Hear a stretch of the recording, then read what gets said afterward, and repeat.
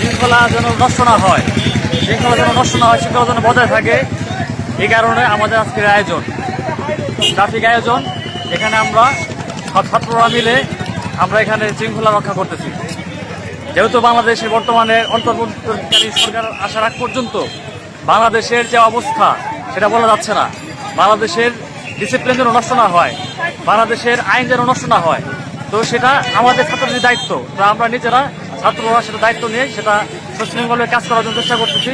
আমরা চাই যেন বাংলাদেশ সুন্দর বাংলাদেশ হোক, আগামীর বাংলাদেশ হোক, সমৃদ্ধ এক উন্নত একটি বাংলাদেশে রূপান্তরিত হোক, আমরা সেটি চাই, সেটা আমাদের দাবি।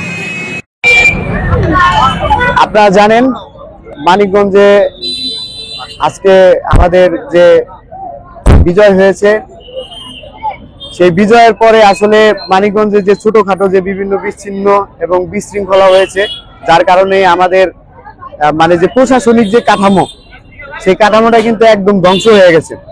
যার ফলে এই যে শহরের যে নিরাপত্তা এবং সংস্কার বা এটাকে যে পরিষ্কার করার যে একটা ব্যাপার, পৌরসভার কোনো ভূমিকা নাই, যেহেতু তাদের কার্যত আপাতত সবকিছু বন্ধ।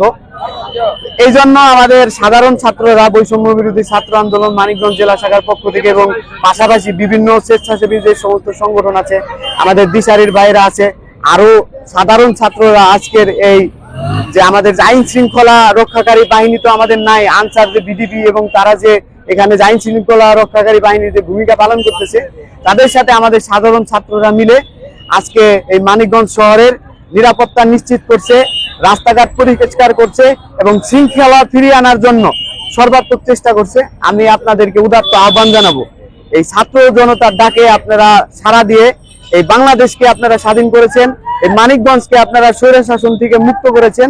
এজন্য আপনাদেরকে আহ্বান করব, এই ছাত্রদের হাতে এই দেশ থাকলে এই দেশ সুন্দর থাকবে। যে পর্যন্ত অন্তর্বর্তীকালীন কোনো সরকার প্রতিষ্ঠিত না হয়, প্রশাসন তাদের দায়িত্ব ফিরে না পায়, তারা দায়িত্ব ফিরে না আসে, সেই পর্যন্ত ছাত্রদের নেতৃত্বে যে টিম কাজ করবে, তাদের সকলের প্রতি আহ্বান থাকবে, আপনারা নিজেরা কোনো বিশৃঙ্খলা করবেন না, প্রত্যেকের সুবিধা অসুবিধা অনুযায়ী আপনারা তাদেরকে সাহায্য করবেন। আজকে এই পরিচ্ছন্নতা এবং এই আমাদের যে আজকের এই আইন শৃঙ্খলা রক্ষাকারী ভূমিকায় যে ছাত্ররা আসছে, এজন্য আমরা তাদেরকে ধন্যবাদ জানাই এবং তাদেরকে আন্তরিক মুবারকবাদ জানিয়ে আমি আমার সংক্ষিপ্ত বক্তব্য শেষ করছি।